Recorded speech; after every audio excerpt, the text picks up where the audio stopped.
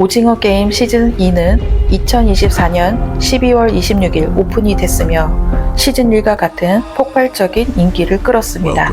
이제 시즌3은 2025년 6월 27일 공개를 앞두고 있습니다. 그동안 살짝 공개된 넷플릭스 공식 예고편에 있는 내용을 리뷰하도록 하겠습니다. 타노스는 시즌2에서 게임을 그저 생존의 장이 아니라 하나의 즐거움으로 여기며 다른 참가자들을 거침없이 공격했습니다. 그는 자신의 힘과 폭력성을 이용해 약자들을 몰아붙였고 게임을 본인의 놀이처럼 즐겼습니다. 하지만 마지막에는 화장실에서 다른 참가자와의 격한 몸싸움 중에 목덜미를 포크로 찔리는 치명적인 부상을 입고 쓰러졌고 모두가 그가 죽었다고 믿었습니다. 시즌3 예고편에서는 타노스가 붕대를 목에서 풀며 수술을 통해 상처를 치료받는 장면이 등장합니다. 이는 단순한 생존이 아닌 누군가의 의도적 개입이 있었음을 암시합니다. 이후 그는 VIP석에 앉아 조용히 게임을 지켜보는 모습으로 나타나며 이전보다 더 높은 위치에서 권력을 행사하는 듯 보입니다. 하지만 타노스는 단지 VIP의 아들로 관람만 하는 인물이 아닙니다. 예고편에서는 그가 세모 가면을 쓰고 직접 총을 들고 게임의 진행 요원처럼 행동하는 장면도 확인됩니다. 이는 타노스가 단순한 구경꾼이 아니라 VIP의 자녀로서 특권을 누리면서도 게임을 즐기고 조종하며 심지어 직접 개입까지 하는 이중적인 존재임을 보여줍니다. 오징어 게임 시리즈가 마무리에 가까워지는 지금 타노스는 단순한 빌런을 넘어 권력과 폭력이 세습되는 구조적 문제를 상징합니다. 그의 존재는 시스템이 왜 쉽게 무너지지 않는지를 설명하며 시즌3의 긴장감을 이끄는 핵심 인물로 떠오릅니다. 성기훈은 시즌1의 유일한 우승자였지만 그 상금은 그의 삶을 바꾸지 못했습니다. 게임의 참혹함을 목격한 그는 시즌3에서 게임을 없애기 위한 내부 파괴자로 다시 등장합니다. 참가자들에게 자신이 우승자였음을 밝히며 함께 시스템을 무너뜨리자고 설득하지만 대부분은 상금에만 집중하며 외면합니다. 그 가운데 성기훈과 뜻을 함께 했던 친구는 반란 중에 희생됩니다. 위장 참가자로 복귀한 프론트맨 총에 쓰러졌고 성기훈은 직접 목격하지 못했지만 친구의 싸늘한 시선을 보게 됩니다. 이 충격은 성기훈을 더 깊은 절망과 분노로 몰아넣습니다. 반란은 실패하고 성기훈은 한쪽 손에 수갑이 채워진 채 억압당합니다. 감금된 것은 아니지만 행동의 제약을 받으며 다음 게임에 끌려갈 수 있다는 불안과 싸웁니다. 그러나 예고편 후반부에는 성기훈이 프론트맨을 제압하고 그 복장을 입고 VIP 구역에 침입하는 장면이 등장합니다. 이때 타노스와 마주치며 단순한 반란이 아닌 체제의 심장부로 향하는 마지막 승부수를 암시합니다. 그의 여정은 상처를 딛고 일어서는 인간의 이야기입니다. 총을 든 채 결연한 눈빛으로 맞서려는 장면은 성기훈이 마지막 선택 앞에 서 있음을 보여줍니다. 시즌2에서 프론트맨은 참가자로 위장해 두 번째 게임부터 직접 게임에 참가합니다. 그는 게임을 즐기듯 참여하며 참가자들을 관찰했고 반란이 시작되자 곧장 실체를 드러냅니다.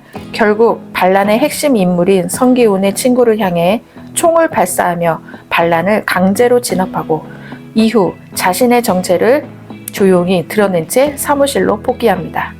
그는 단순한 관리자 그 이상입니다.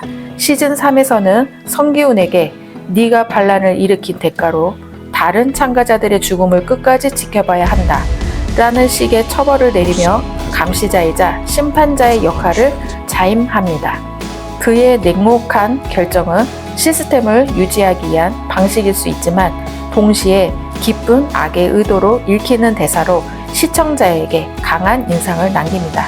그리고 예고편 후반부에는 프론트맨이 성기훈은 결국 죽어야 한다 라는 말하는 장면이 등장하며 두 사람의 대립이 피할 수 없는 최후의 충돌로 이어질 것을 암시합니다. 이는 단순한 개인 간의 갈등이 아니라 게임을 끝내려는 자와 지키려는 자의 마지막 승부를 의미합니다. 한편 그는 여전히 동생 황준호를 감시하며 과거의 죄책감과 연민 속에서 무너질 듯한 내면을 숨기고 있습니다. 겉으로는 완벽한 관리자라지만 안으로는 언제 무너질지 모르는 위태로운 균형 위에 서 있는 인물입니다.